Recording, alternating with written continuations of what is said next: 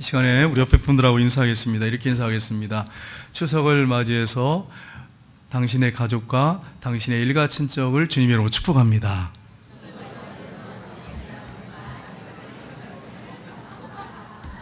또 한 번 인사하겠습니다. 추석에 영적으로 승리하시기 바랍니다.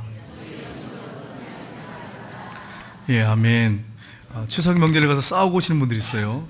이번에 절대로 싸워보지 마시고 정말 사랑하면서 좋은 관계 가운데 돌아오는 그런 역사들이 있기를 주님의 이름으로 축복합니다. 아주 교만한 세 친구가 있었습니다. 친구들은 끼리끼리 모인다 그러지 않습니까? 아주 교만한 세 친구가 있었는데 이 친구들이 훌륭한 선생님에게 가서 배우려고 그 집에 찾아갔습니다. 선생님은 알고 있죠, 이 사람들이 어떤 사람인지. 아주 교만하고 도도한 사람들이 앞에 딱 세 사람이 앉아 있었습니다. 그래서 이 선생님이 이 찻잔을 탁 내놨어요. 내놔가지고 앞에다 세 개를 탁 놔두고 차를 이렇게 따라주는데 펄펄 끓는 차를 찻잔에다가 막 넘치도록 막 세 개를 따르는 거예요. 세 사람이 당황했어요. 이걸 보고 있었습니다. 마시라고, 차를 마시라고. 그랬더니 한 사람이 이렇게 뜨겁잖아요. 뜨거운 물, 이 차가 넘치는데 얼마나 뜨겁겠어요. 못 드는 거예요, 뜨거워서. 그래가지고 막 이러니까 그 중에 또 성질이 또 더러운 사람들 있잖아요. 고약한 사람들. 한 사람이 화를 확 내면서 선생님 이게 뭐 하는 일입니까? 이러면서 이렇게 뜨거운 차를 어떻게 마십니까? 이렇게 화를 확 냈어요. 그러니까 이 선생님이 하신 말씀이 여러분 미안합니다. 이 찻잔이 안에가 비워져야 차를 따를 수 있고 물건을 담을 수 있지 않겠습니까? 여러분의 마음을 비워야 채울 수 있지. 여러분 마음을 비우지 않은데 어떻게 채울 수 있겠습니까? 이렇게 얘기하니까 얼굴이 뻘개가지고 세 사람이 돌아갔다는 얘기가 있어요. 이분이 지금 선생님이 뭘 교훈하고 있냐면 그 마음에 가득 차있고 교만과 거만 허례 허식 또 가식 이런 것들이 가득 차 있는데 내가 아무리 좋은 말을 전해도 그것이 먹혀 들어가겠냐는 거예요. 여러분 그렇습니다. 우리 예수님께서 오늘 본문에 보시면 산상수훈을 이렇게 말씀하셨는데 그 10년 가운데 자기 것으로 가득 차 있는, 세상 것으로 가득 차 있는 이런 사람들, 예수님을 따르는데 마음에 어떤 목적을 가지고 따르는 사람들, 마음을 비우지 않고 그런 사람들이 수없이 따르고 있었어요. 제자들도 따르고 있었어요. 그들을 보시면서 산에 이렇게 올라가셔서 앉으셔서 한참 올라가셨어요. 제자들이 나오는 걸 보고 말씀을 선포하기 시작했습니다. 그러니까 마음을 비우고 겸손하고 들을 길을 가져야 들을 수 있다고 하는 것을 보여주신 말씀이에요. 제자들에게 선포하신 말씀이에요. 물론 제자들과 그 밑에 있는 사람들에게도 하신 말씀이지만 제자들에게 하신 말씀이에요. 여러분 이제 명절을 맞이해서 아마 예배 끝나고 가시는 분도 있고 지금 벌써 가신 분도 계실 줄 압니다. 여러분이 지금 앉으셔가지고 가서 뭐 전을 어떻게 부쳐야 되나, 가서 또 뭐 어떻게 해야 되나, 뭐 이렇게 자꾸 마음에 뭘 품고서 예배 시간에 지금 앉아 계시면 제 설교가 들어올 리가 없죠. 그냥 참석하다가 군중처럼 참석하고 예배 참석하고 그냥 들어가는 거예요. 그렇게 되지 않고 여러분이 그걸 좀 다 내려놓고 마음을 좀 비우고 하나님께서 나에게 뭘 말씀하시는지 그걸 듣는 시간이 되시기를 주님의 이름으로 축복합니다. 여러분 제가 산상수훈, 산상보훈 이렇게 말씀했는데 산상보훈, 산상수훈, 산상설교 또 산상교훈 뭐 이렇게 다양하게 목사님들이나 신학자들이 이것을 가지고 말씀을 합니다. 사실입니다. 마태복음 5장, 6장, 7장 이 세 장은 천국 백성들이 어떻게 살아야 할지를 명확하게 말씀하신 말씀입니다. 그래서 이걸 산상수훈, 산상교훈, 산상설교 이렇게 말씀을 합니다. 예수님께서 오늘 본문에 1절, 2절 우리가 읽었지만 다시 한번 읽어보겠습니다. 같이 읽겠습니다. 예수께서 무리를 보시고 산에 올라가 앉으시니 제자들이 나온지라 입을 열어 가르쳐 이르시되 아멘. 예수님이 무리를 보셨어요. 처음에 많은 무리를 보셨어요. 근데 여러분 이 무리들이 예수님을 따랐습니다. 많은 무리들이. 예수님 부자도 아니에요. 그렇다고 정치인도 아니에요. 무슨 능력 있는 분도 아니었어요. 그런데 왜 따랐을까? 세상적인 기준의 그런 잣대로 보면 따를 수 있는 사람이 아니에요. 근데 왜 따랐을까 하는 것입니다. 오늘 말씀 한번 보겠습니다. 4장 24절에서 25절 한번 보겠습니다. 같이 읽겠습니다. 그의 소문이 온 수리아에 퍼진지라 사람들이 모두 난을 자, 곧 각종 병에 걸려서 고통당하는 자, 귀신 들린 자, 간질하는 자, 중풍병자들을 데려오니 그들을 고치시더라. 갈릴리와 데가볼리와 예루살렘과 유다와 요단강 건너편에서 수많은 무리가 따르니라. 아멘. 여러분, 제가 질문하겠습니다. 수많은 사람들이, 예수님은 세상적으로 내놓을 게 없거든요. 가난한 그런 목수의 아들로 태어나셔서 천국 복음을 선포하시고 말씀을 가르치시고 또 본을 친히 보이셨어요. 그러니까 내놓을 만한 게 없는데 왜 수많은 무리가 예수님을 따랐습니까? 예수님 말씀을 잘 전해서요? 천국 복음을 선포해서요? 뭐 때문에 따랐습니까? 여기 보시면 각종 병 걸린 자, 귀신 들린 자, 간질하는 자, 중풍병자, 이 사람들을 고치시니까 그 고침 받기 위해서, 기적을 보기 위해서 따랐던 거예요. 근데 오늘날 교회에 많은 성도님들이 교회에 출석을 합니다. 그런데 목적을 가지고 예수님을 따르면 안 된다고 하는 거예요. 내 목적을 가지고. 나는 이런 목적으로 예수님을 믿어. 나는 이런 목적으로 교회 나가. 그런 목적을 내려놔야 돼요. 내려놔야 돼요. 여러분, 예수님 자체보다, 하나님 그 존재 자체보다 어떤 복이나 축복이나 아니면은 어떤 선물이나 어떤 은혜 받으려고 따르면 안 된다고 하는 거예요. 그러면 문제가 생겨요. 예를 들어서 어떤 분이 병에 걸렸어요. 복을 받기를 원해요. 근데 예수님을 믿기 시작했어요. 근데 아무 일도 일어나지 않아. 하나님이 막 복을 부어주시면 얼마나 좋겠어요? 근데 복을 받지 않고 고난이 와. 좁은 길을 걸어가야 돼. 핍박이 와. 그럼 어떻게 될까요? 믿다고 도중에 포기해버리겠죠. 예수 믿는 사람들은 목적을 가지고 따라서는 안 됩니다. 목적을 내려놔야 돼요. 자기 목적. 인간적인, 영적 목적이 아니라 인간적인 목적을 내려놔야 돼요. 그래야 신실한 크리스찬이 될 수 있습니다. 하나님 기뻐하는 그리스도인이 될 수 있어요. 만약 그렇지 않으면 이상한 모양의, 괴상한 모양의 기독교인이 될 수 있다고 하는 거예요. 이걸 우리가 잊지 말아야 됩니다. 그래서 예수님을 따랐던 이유가 축복과 선물, 은혜 이런 걸 기대해가지고 따른 것입니다. 근데 예수님의 제자들은 어땠습니까? 모든 걸 다 버리고 따랐는데, 물론 어떤 목적이 있을지 모르지만 영적인 것 때문에 따랐어요, 사실은 그들이. 그래서 오늘 본문에 이제 우리가 읽지 않았지만 마태복음 13장 35절 한번 보겠습니다. 같이 읽겠습니다. 이는 선지자를 통하여 말씀하신 바 내가 입을 열어 비유로 말하고 창세로부터 감춘 것들을 드러내리라 함을 이루려 하심이라. 아멘. 예수님이 뭘 드러내러 오셨다고요? 창세로부터. 구약과 신약이 있지 않습니까? 그러니까 예수님이 오실 때까지 4,000년 역사가 앞에 있죠. 창세로부터 그 비밀을 드러내기 위해서 오셨어요. 감추었던 것을 말씀하기 위해서 오셨어요. 그래서 오늘 본문에 예수님이 산에 이렇게 올라오셨어요. 제자들이 따랐는데 무리들은 목적을 가지고 따랐단 말이에요. 예수님이 바닷가에 있다가 이렇게 좀 높은 산은 아닙니다. 금오산처럼 높은 정상이 아니에요. 그냥 여러분 성지순례 가보면 알겠지만 그냥 언덕 같은 산이에요. 쭉 올라가셨어요. 계속 올라가셔가지고 한참 올라가시다가 이제 앉으셨어요. 제자들이 나오고 사람들이 와니까 앉으셨어요. 그러니까 사람들도 앉고 제자들도 앉았겠죠. 그때 입을 열어 가르쳐 가라사대. 창세로부터 하나님이 숨겨놓은 비밀의 말씀을 예수님이 입을 열어서 지금 선포하고 계시는 것입니까? 여러분, 이 말씀이 얼마나 중요한 말씀이겠어요. 그래서 여러분, 마태복음 이제 여러분이 이 5장, 6장, 7장을 쉽게 보셔야 됩니다. 이건 천국 백성이 어떻게 길을 걸어가야 할지를 제시하는 말씀이에요. 어떻게 살아야 되고 또 뭘 해야 되고 뭘 하지 말아야 되고 또 천국 백성들의 기준은 뭔지, 삶의 기준은 뭔지 이걸 제시해놨어요. 그러니까 여러분, 이 마태복음 다 중요하지만 성경 말씀이 5장, 6장, 7장은 여러분이 좀 신중하게 보셔야 됩니다. 왜냐하면 삶과 아주 밀접한 연관이 있기 때문에 그렇습니다. 영적인 삶과 밀접한 연관이 있어요.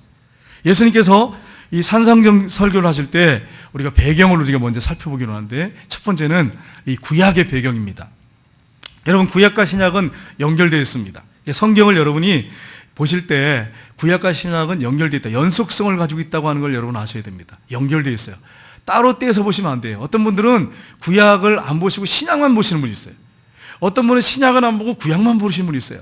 근데 구약을 보다가 꼭 이렇게 읽다가 접는 데가 있어요. 어디냐면 레이기입니다. 그래가지고 이분은 30년, 40년 교회 생활하는데 레이기를 못 넘어갔어. 그래가지고 레이기에서 항상 내려놔, 성경을 읽다가. 너무 힘들어가지고. 여러분이 그걸 다 이해하려고 보지 마시고 모르면 그냥 그냥 넘어가세요. 읽고 그냥 쭉 넘어가십시오. 나중에 계속 읽다 보면 성령님이 깨닫게 하십니다. 어떤 분은 마태복음 읽다가 그냥 성경을 던져버리는 분이 있어요. 족보가 나오니까 그냥 누가 누굴 낳고 누굴 낳고. 그렇게 하지 말고 읽으셔야 돼요. 연속성이 있습니다.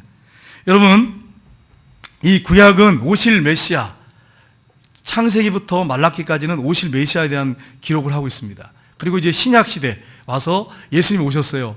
예수님이 오셨다, 메시아가 오셨다, 이걸 선포하고 있습니다. 이게 우리가 있는 사복음서입니다. 마태, 마가, 누가, 요한복음이라고 할 수 있습니다. 여러분, 한번 보겠습니다. 사진을 한번 보겠습니다. 이게 시내산이죠.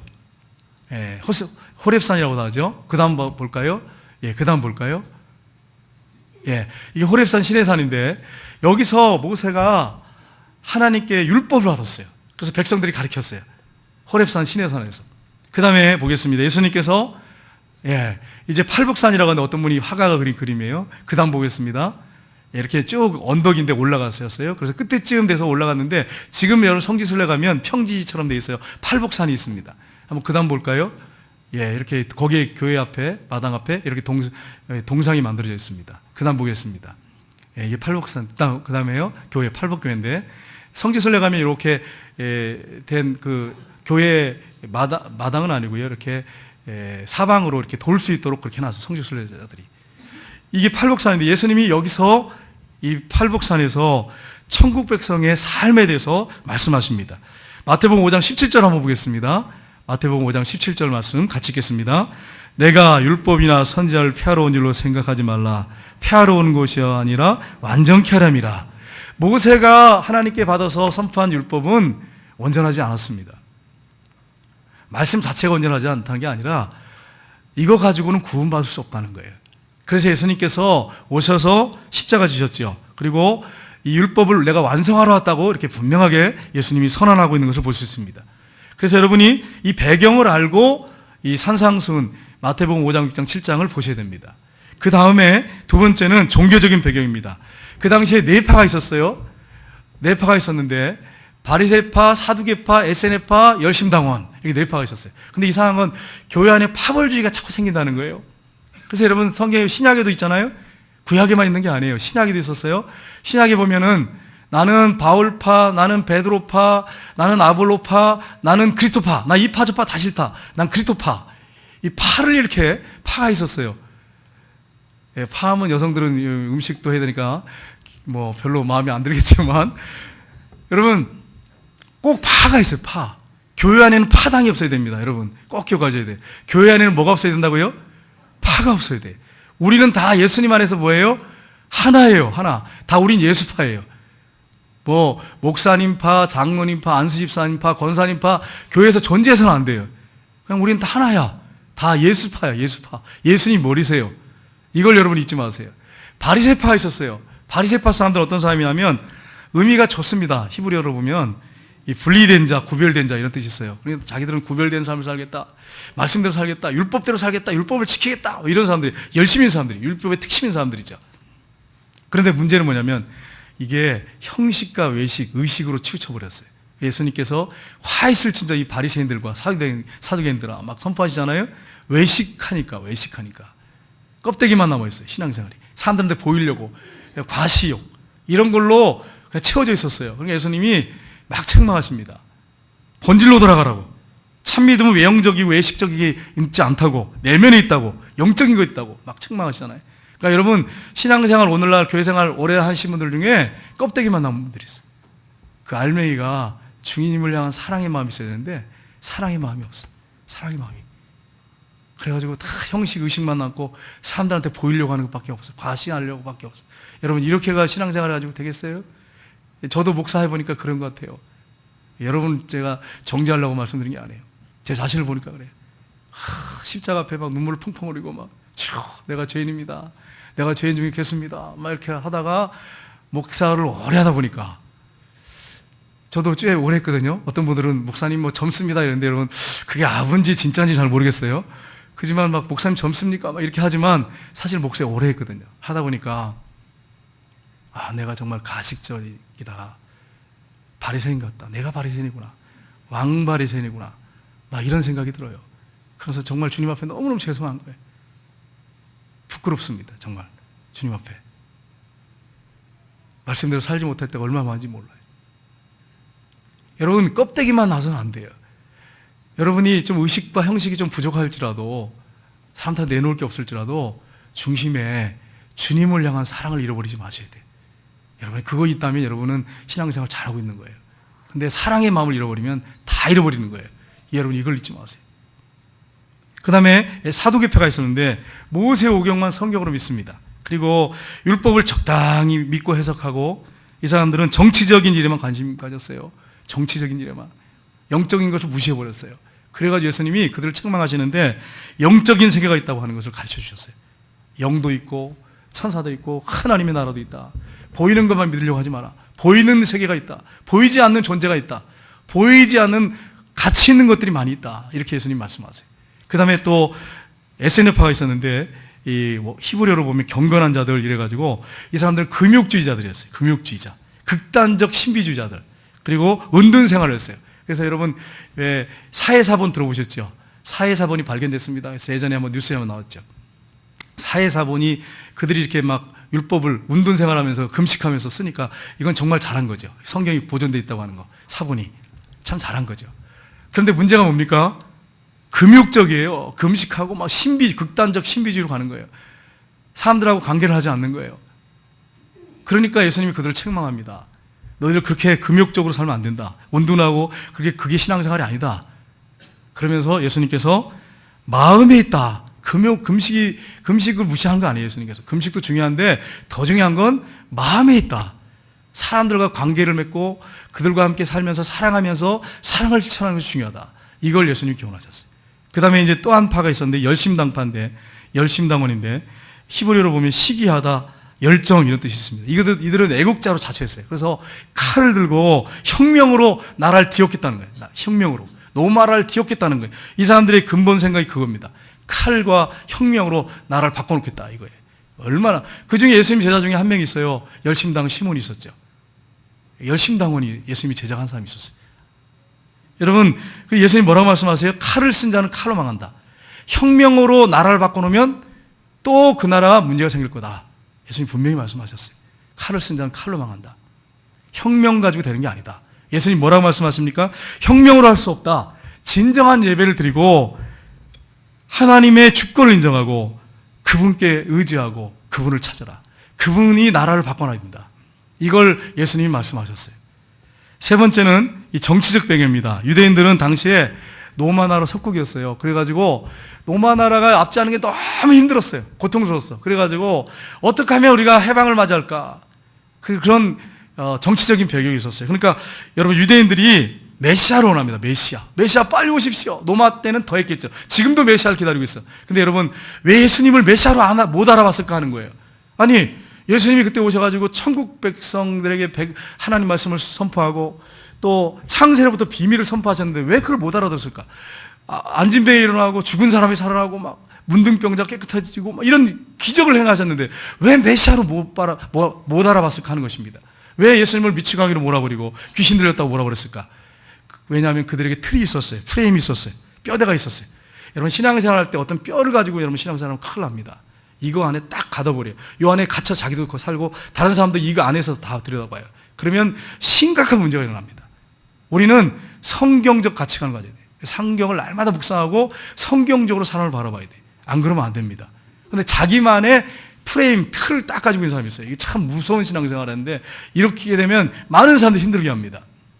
이거 빨리 깨버려야 돼요. 깨버리고 말씀 묵상하면서 말씀 안에서 내가 신앙생활하고 말씀 안에서 자유를 얻어야 돼요.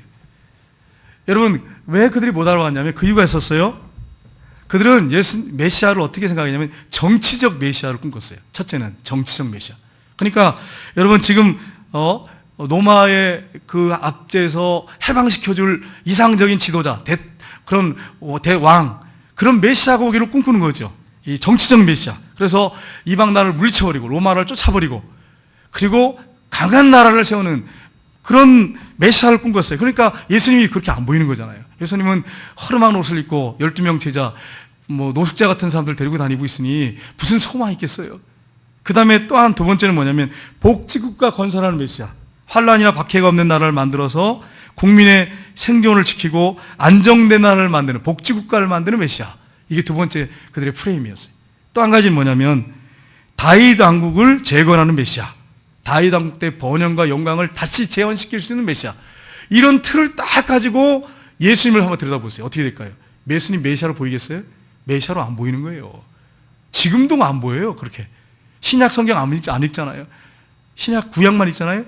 요즘 이제 가서 전도할 때 신약 성경을 줘요. 그러면 찢어버려요. 찢어버리고 막 신고하고 막 그래요. 지금 많이 완화됐지만 그래도 지금도 그래요. 그러니까 여러분, 이 틀을 가지고, 메시아에 대한 틀을 가지고 딱 있으니까 예수님 읽어가지고 보니까 이게 예수님이 메시아로 보이겠어요? 지금도 안 보이죠. 이걸 깨버려야죠. 성경은 그렇게 말하고 있지 않잖아요. 메시아가 이 땅에 와서 인류를 위해서 십자가에 못 박혀 죽고 고난받는 메시아, 희생하는 메시아, 섬기는 메시아, 왕이지만 이렇게 메시아가 돼 있잖아요. 그런데 어떻습니까? 유대인들은 그런 프레임을 가지고 있으니까 이게 안 보이는 거예요. 예수님이 메시아로 안 보이는 거예요. 여러분, 예수님은 하나님의 아들이십니다. 근데 여러분 생각해 보세요. 그 하나님의 아들이 그 영광의 보좌를 내려놓으시고, 마리아, 마리아도 죄인이에요. 여러분, 성마리아 아니에요. 죄인인 마리아예요. 죄인인 마리아. 그 마리아의 자궁에 착상이 되셨어요. 세포 분열을 통해서 예수님이 이 땅에 오셨어요. 한번 생각해 보세요. 어떻게 이런 일이 가능해요? 창조자가, 하나님의 아들이, 한번 생각해 보세요. 그분이 인간의 모습을 입고 오셨어요. 이거는 상상할 수가 없는 일이에요. 이거는 있을 수가 없는 일이에요.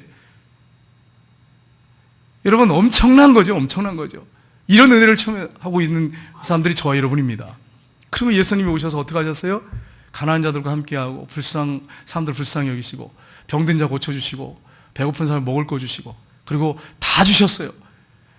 예수님을 채찍질 하셨잖아요. 그래가지고 얼마나 많은 피를 흘리셨습니까? 온몸이 갈기갈기 다 그냥 너덜너덜하게 걸레처럼 찢기셨어요.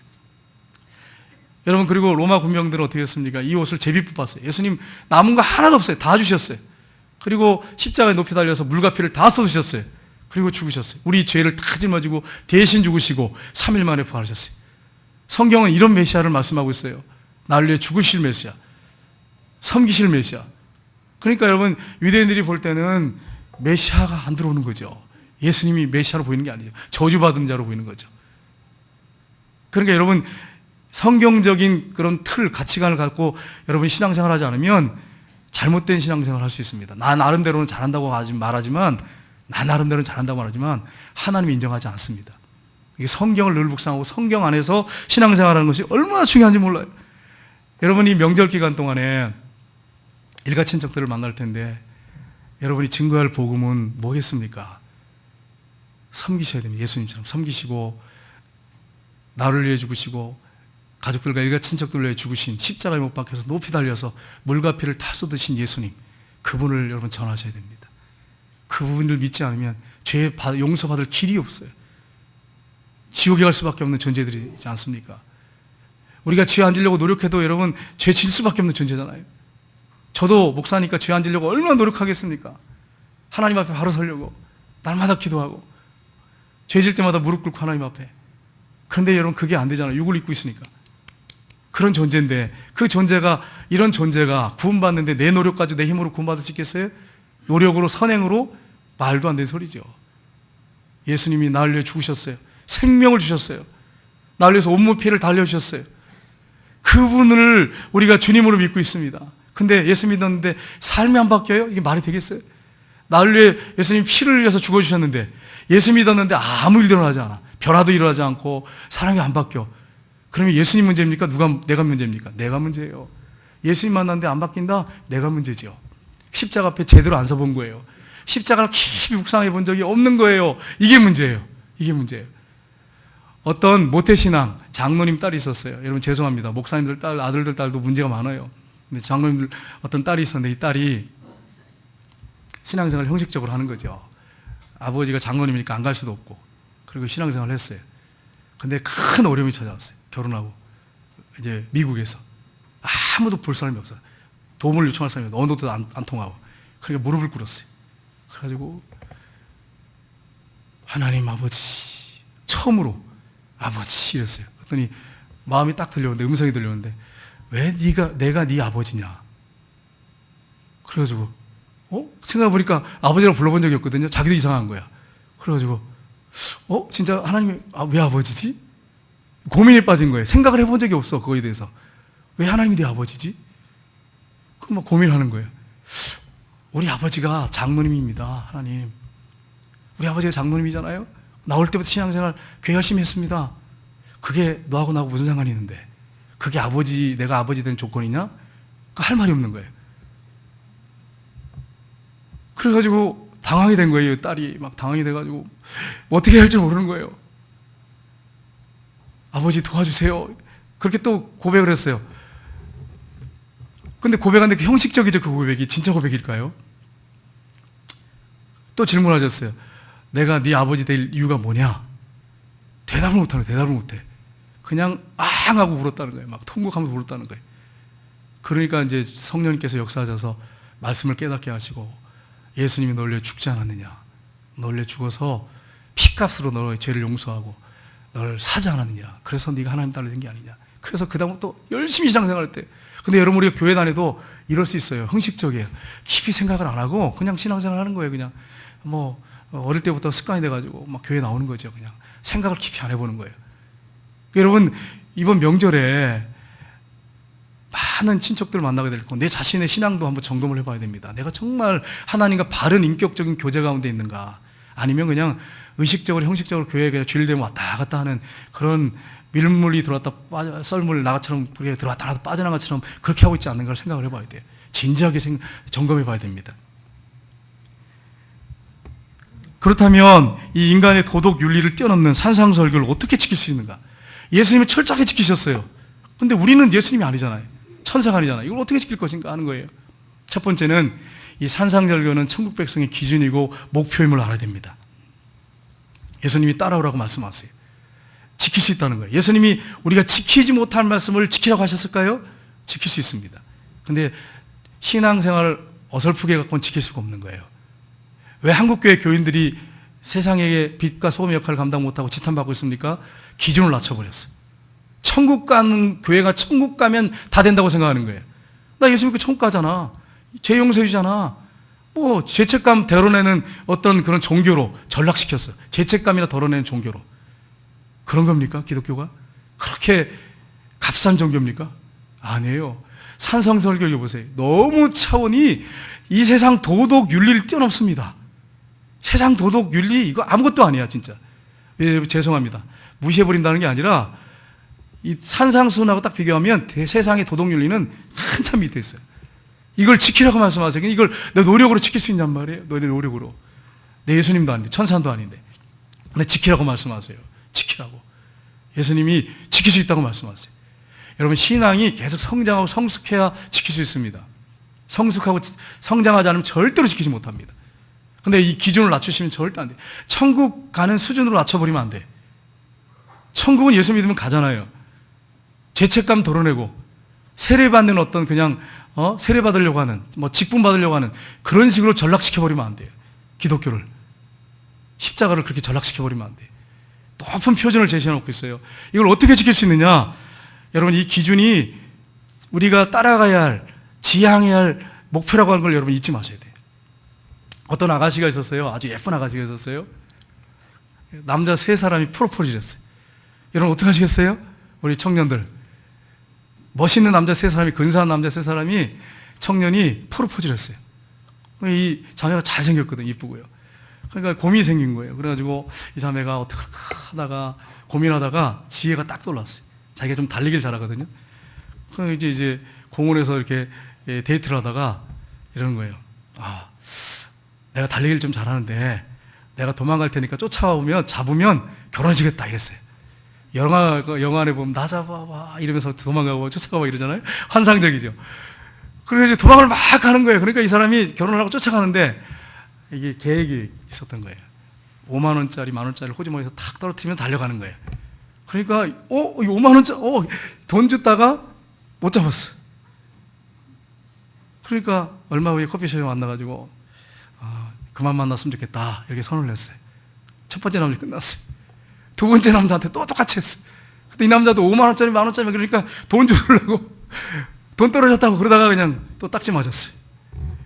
세 번째 남자가 똑같이 얘기를 했더니 알았다고 그랬어요. 막 도망가는데 5만 원짜리, 만 원짜리 막 떨어뜨리는데 이 남자는 그거 안 보는 거예요. 막 쫓아와서 딱 잡았어요.